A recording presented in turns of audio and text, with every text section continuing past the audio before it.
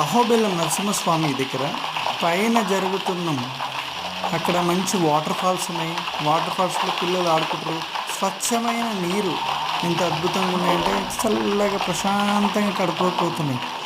ఎంత కష్టంగా పైకి ఎక్కితే అంత స్వామిని చూడంగానే అంత ప్రశాంతమైపోయినాం. ఆ అలసత్వం అంతా పోయింది, ప్రశాంతంగా జరిగింది. మా వాడైతే ఆ నీళ్ళతో ఫుల్ ఎంజాయ్ చేసినాడు. తాగి తాగి తాగి అసలు ఆడు ఎంత ఇబ్బంది ఎక్కిందో అంత ఇబ్బంది అంతా పోయింది. అట్లనే మా పెద్దమ్మాయి వచ్చింది అక్షు, ఆమె నాన్న పైకి వద్దు వద్దు అన్నది. పోయిన తర్వాత ఫుల్ ఎంజాయ్ చేసారు వాళ్ళైతే.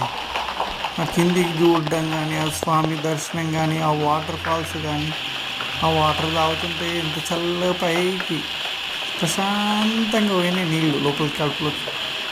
కడుపు నింపుకొని కిందికి వచ్చేసినాం.